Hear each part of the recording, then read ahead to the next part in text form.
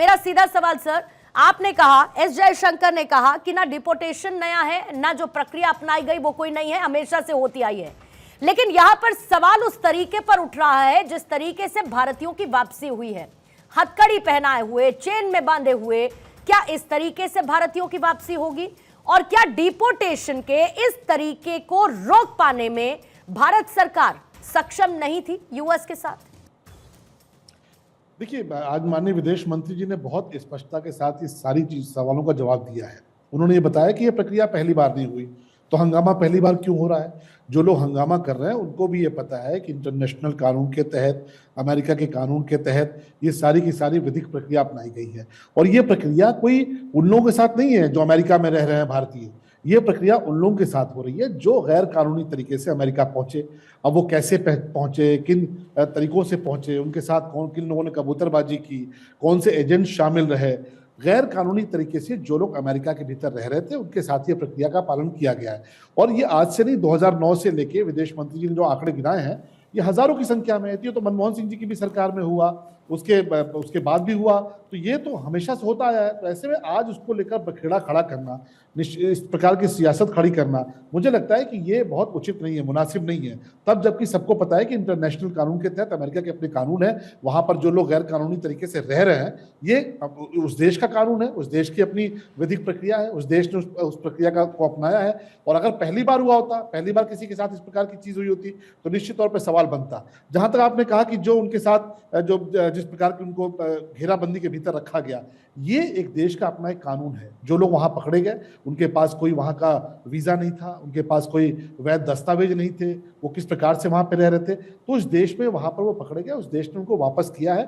देश के अपने कानून होते हैं, अमेरिका के अपने कानून है, और ये कानून कोई ऐसा नहीं कि 2014 के बाद से लागू हुए हैं। इसलिए जो लोग बखेड़ा खड़ा कर रहे हैं उनके पास सियासत के अलावा कोई चीज नहीं है। और मुझे लगता है कि विदेश मंत्री जी ने जिस प्रकार से स्पष्टता की है, एक एक सवालों का जवाब दिया है, जो बताया, उसके बाद इस पर कोई सवाल बचता नहीं है। हाँ, ये जरूर है कि भारत सरकार ने कहा, स्पष्ट किया है कि वो अमेरिका की जो सरकार है उनसे बात करके इसमें क्या और बेहतर हो सकता है, क्या उसके कारण रहे, उनको जानने की जरूर कोशिश करेंगे। ठीक है तारिक खान साहब, फिर सियासी बखेड़ा क्यों? अगर ये प्रोसीजर 2009 से लागू है, जिसकी जानकारी विदेश मंत्री की तरफ से आज सदन में राज्यसभा में दी गई, क्यों इस पर सियासी बखेड़ा है? अगर रिस्ट्रेंट एसओपी साल 2012 से लागू है, अमेरिका की नीति यही है, तो फिर इसको एक सियासत का विषय बनाने की जरूरत क्यों? क्योंकि ये पहली बार साल 2025 में तो हो नहीं रहा है, ये तो हमेशा होता आया, इसी तरीके से होता आया।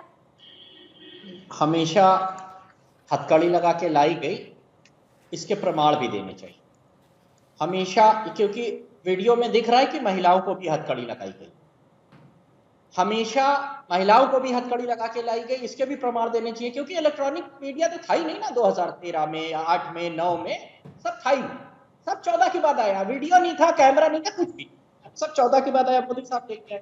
खैर चलिए, ये हमारे अधिकार में नहीं, मगर हमारा एयर स्पेस तो हमारे अधिकार में है। कंबोडिया जैसा छोटा देश कहता है जहाज नहीं उतरने दो, मैक्सिको भी कहता है जहाज नहीं उतरने, हम कहते हैं उतारो, बेइज्जत करो हमारे देश के नागरिक। है वो नागरिक, है उनकी गलती, ये भी मानता हूं। छोटे छोटे देश उनके सम्मान के लिए लड़ रहे हैं, और हम क्या कर रहे हैं? हम अपने आप को विश्व को अपने मुंह से बता रहे हैं, कोई मान नहीं रहा है। मैं अपनी ताकत दिखाने के लिए सख्त रवैया अपनाना पड़ता है। मनमोहन सिंह ने 2013 में जब एक IFS अफसर को वहां पर गिरफ्तार किया गया अमेरिका में, तो यहाँ दूतावास से अमेरिका के पुलिस हटा ली, तो बाइज्जत हिंदुस्तान वापस भेजा गया। करना पड़ता है, शक्ति दिखानी पड़ती है। लेकिन साहब यहाँ अंगूठी बेचने में बिजी है। भारत का प्रधानमंत्री 18 लाख रुपए हीरे की अंगूठी वहां के पूर्व प्रेसिडेंट की वाइफ को भेजते हैं। क्यों? सवाल पूछना चाहता हूं, क्यों भेजते हैं? और वहां के जो प्रेसिडेंट है वो हमारे लोगों को हथकड़ी लगा के वहां से वापस, और हम उनको यहाँ से हीरे की अंगूठी भेजते हैं। बड़ा पैसा है साहब, पैसा बहुत है ना, फालतू पैसा बहुत है। सबने अपनी किडनी बेच के पैसा आया है, टैक्स पेयर का पैसा खाइए। ये तो भारतीय जनता पार्टी के लोगों ने किडनी बेची है, उसका पैसा ये टैक्स पेयर के पैसे से आप अपने लोगों को अंगूठे, हीरे की अंगूठियां दे, और वो हमारे नागरिकों को लगातार बेइज्जत कर रहे हैं। आप लगातार कांग्रेस के प्रधानमंत्री रहे वो, चाहे इंदिरा गांधी हो, मनमोहन सिंह हो, उनको बताते हैं बोल नहीं पाते थे। आप देख लीजिए, चाहे इटली का मामला हो, उसमें भी मनमोहन सिंह ने पार्लियामेंट में कहा था कि आप तैयार रहे परिणाम भुगतने के लिए, लेकिन आज तो साहब चुप है। जाएंगे वहां 13 तारीख को, पहले सऊदी में उतरेंगे, फिर अमेरिका में उतरेंगे, वहां के हाउडी ट्रम्प कहेंगे। बहुत अच्छा, 18,000 लोगों को। मेरा सवाल है, क्या सब लोग ऐसे ही आएंगे? क्या जो 7.5 लाख लोग हैं उनको ऐसे ही बंदी बना के लाया जाएगा? सर भारतीयों का झुकता रहेगा, सर ऐसे ही झुकता रहेगा? इतना जवाब दीजिए। 18,000 की लिस्ट वहां की स्टेट काउंसिल ने जारी की है, क्या को ऐसे लाया जाएगा, हाँ या ना? शलभ मणि त्रिपाठी वो ये कह रहे हैं कि अगर ऐसा था उस वक्त भी हथकड़ी लगा के गया था तो फिर दीजिए ना, सबूत दीजिए, वीडियो सबूत दीजिए। और फ्रैंकली सर मैं बताऊं तो हमारी टीम ने भी उन वीडियोस को सर्च करने की कोशिश की जब इससे पहले की डिपोर्टेशन हुई थी। सर अवेलेबल नहीं है, अगर आर्काइव्स में किसी के पास है, कांग्रेस के पास है, बीजेपी के पास है तो दिखा दे। तरीका अगर पॉलिसी है और अगर वही एसओपी लागू की जा रही है, किसी को भी शलभ मणि त्रिपाठी वो तस्वीरें देखकर ये तो खराब लगेगा कि जिस तरीके से लाया गया।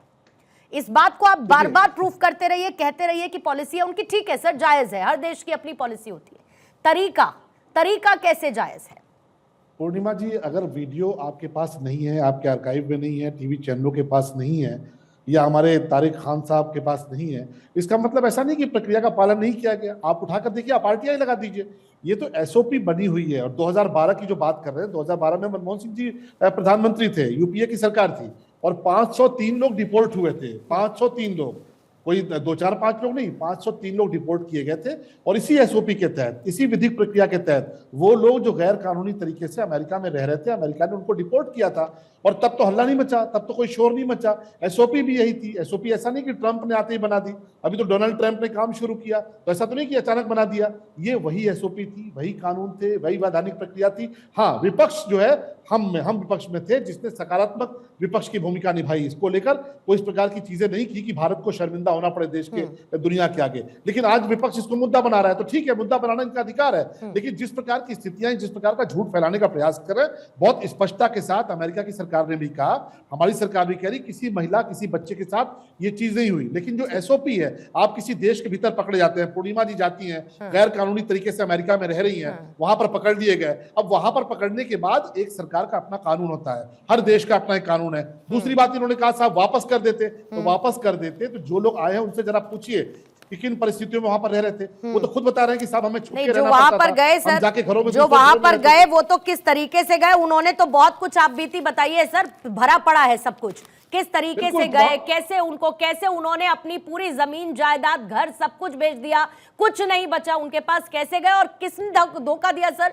एजेंट्स ने धोखा दिया, कबूतरबाजी जिसका मैं जिक्र कर रही थी सर।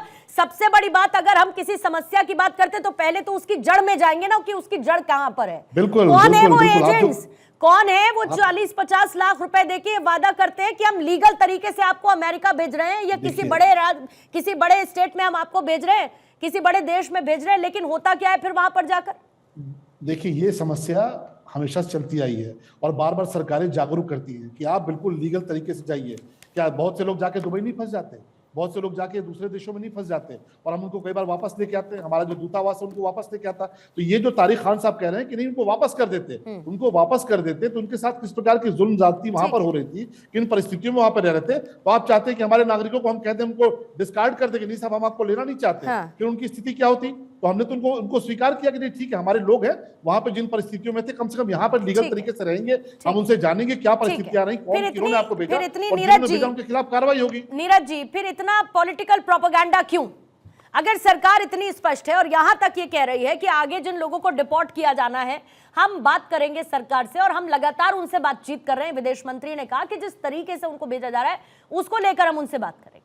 फिर इतना पॉलिटिकल ह्यू एंड क्राई क्यों? पूर्णिमा जी देखिए, क्योंकि बहुत गंभीर बात है, मैं बहुत ज्यादा पॉलिटिकल रिटोरिक में आपको नहीं फंसाऊंगा, लेकिन इस बात को तो हर आदमी समझता है कि जब देश का जो प्रधानमंत्री है वो एक कंपनी के लिए लाइजन ऑफिसर बन जाता है, तो वो अपनी जो डिप्लोमेटिक एडवांटेजेस होती हैं, जो उसके पास डिप्लोमेटिक फ्री हैंड्स होते हैं, वो उस पर कॉम्प्रोमाइज हो जाता है। आज अगर अडानी को बचाने के लिए या उसको काम ना दिलाने और दिलाने के लिए प्रधानमंत्री जी इस तरीके के कॉम्प्रोमाइजेस नहीं करते, तो आज शायद हम इस स्थिति में होते कि हम लोग कम से कम बात कर कर अपनी बात मनवा पाते।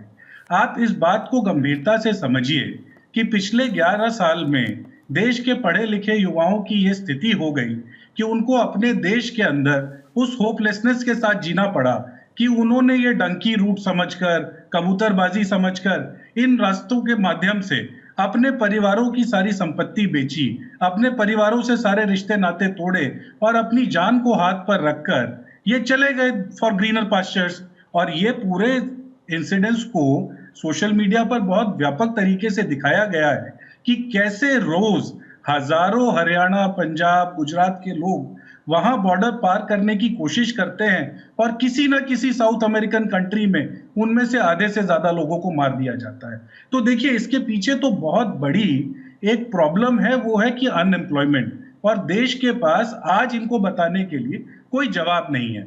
जो समाजवादी पार्टी के प्रवक्ता कह रहे थे, तो इंद्राणी खोरबड़े का एग्जाम्पल बहुत ही व्यापक है इसके लिए, क्योंकि जब आपके हाथ में डिप्लोमेटिक एडवांटेज होता है, आप उनको अपनी बात पर ला सकते हैं। तब ये होता है कि अगर आपके किसी अधिकारी को उन्होंने परेशान किया, आपने अगले ही दिन उनके कांग्रेशनल डेलीगेशन से मिलने से मना कर दिया, आपने उनकी सिक्योरिटी हटाई, अगले दिन उनकी माफी आ गई। लेकिन आज क्योंकि हमारे प्रधानमंत्री जी एक व्यापारी के लिए काम करने में ज्यादा सशक्त रहते हैं, तो आज उनके पास वो ताकत नहीं है। आप देखिए ना, कोलंबिया ने, एक छोटे से देश ने भी उनके सामने कह दिया था ना कि हम नहीं लेंगे, भले ही बाद में क्योंकि वो एक इकोनॉमिक वर्ल्ड ऑर्डर है जिसमें वो टैरिफ लगाने में यूएस सक्षम रहता है, लेकिन प्रधानमंत्री जी तो इस होप को लेकर आए थे कि हम जो हैं आत्मनिर्भर हो जाएंगे और हम यूएस के टैरिफ से नहीं डरेंगे। तो आज क्या प्रधानमंत्री में ये हिम्मत है कि वो कहे यूएस को, आपके अंदर जो ताकत है आप वो कर लीजिए, लेकिन अगर मेरे नागरिक के साथ उसके आत्मसम्मान को अगर आप ठेस पहुंचाएंगे तो मैं आपको यहाँ पर कोई आपको फ्री एंट्री नहीं दूंगा। 20 सेकंड में इसका जवाब देंगे, फिर उसके बाद अचल जी, दीपक जी, संजय राणा जी आपके पास आते हो। अब देखिए, भोपाल गैस कांड के सबसे बड़े आरोपी को जिन्होंने हवाई जहाज में बैठा के भगा दिया, ना ये बेवकूफी उनकी पार्टी के लोग जब और इसके लिए आप इनको फ्री रन देंगे, पूर्णिमा जी देखिए, फिर आगे सामने करने का आपने अपने तर्क रखे सर, आपने अडानी का नाम लिया, मैंने रोका क्या? नीरज जी, आपने अडानी का नाम लिया, मैंने रोका क्या? कड़ी पहना आपने अडानी का नाम लिया, मैंने रोका क्या? क्या मैंने ह्यूमैनिटेरियन एंगल की बात नहीं की? क्या मैंने डंकी रूट की बात नहीं की? मुझे बोलने दीजिए। ऐसा नहीं होता है सर, फिर फ्री स्पीच है तो फिर फ्री स्पीच आपकी उनकी भी है ना, उनको बोलने दीजिए। और उसके ऊपर ठीक है, प्लीज नीरज जी एक सेकंड, नीरज जी प्लीज जवाब ले लीजिए, पहले जवाब ले लीजिए, जवाब ले लीजिए। Exactly, it is a very important issue and there is no scope of politics in it, sir. There should not be any scope of politics in it. It is a very important issue and a very serious issue. It is. शलभ त्रिपाठी, एक second, Neeraj ji जवाब ले लीजिए ना sir, जवाब ले लीजिए नीरज जी, जवाब ले लीजिए। अरे सर जवाब ले लीजिए ना, आप थोड़ी तय करेंगे, आप नहीं तय करेंगे ना सर, जवाब सुनिए पहले। सुनिए ना, अडानी का दलाल टीवी पर बैठा, अरे फिर सर वही बात, आपने अडानी का नाम लिया, मैंने रोका क्या आपको? आपने अडानी का नाम लिया, मैंने रोका क्या आपको? तरीका है क्या ऐसा आदमी का? फिर वही बात करने का तरीका है। अडानी का दलाल, इसकी पार्टी अडानी की दलाली करती है और ये देश के सामने आकर ये बताएगा। नीरज जी समय मत बर्बाद करवाइए सर, समय मत बर्बाद करिए, बहुत सारे इंपॉर्टेंट लोग डिबेट का हिस्सा है। Let's not waste time, let's not waste time. Neeraj ji please समझाइए। अरे सर मत वेस्ट करिए ना समय। समझाइए कि शलभ जी आप जवाब कंटिन्यू करिए। देश के जो नागरिक हैं शलभ जी आप कंटिन्यू करिए। बेच रहा है, जिन्होंने भोपाल गैस कांड के सबसे बड़े गुनाहगार एंडरसन को हवाई जहाज में बैठाकर भगा दिया, उसके वीडियो प्रमाण है, उसके वीडियो प्रमाण पे बात नहीं करेंगे। यासीन मलिक जो कहता था कि हम भारत से बात कर रहे हैं, उसके साथ मनमोहन सिंह गले लगते थे, ये वो लोग हैं जो चाइना की दलाली करते हैं। राहुल गांधी का नाम सीधे तौर पर चाइना की दलाली में आया कि जब भारत के सैनिक चाइना से मुकाबला कर रहे थे, तब राहुल गांधी चाइना के डेलीगेशन के साथ बैठ के अंदर गुपचुप बैठ के कर रहे थे, उनके साथ डीलिंग कर रहे थे। ये तो देश को पता है कि एंडरसन से लेके यासीन मलिक से लेके और चाइना के एजेंट के तौर पर किसी ने अगर काम किया है तो कांग्रेस ने किया। जब हमारे उस पर मैं एक्चुअली में शलभ जी, मैं एक्चुअली में इस समय उस पर बात करने में या जनता उस बारे में बहुत इंटरेस्टेड नहीं है। बात इस बात की है कि अगर अभी इस वक्त खास तौर पर मोर इम्पोर्टेंटली दीपक वोरा साहब आपके पास आते हैं, व्हाई आई एम सेइंग, क्योंकि हम ये कहते हैं कि भाई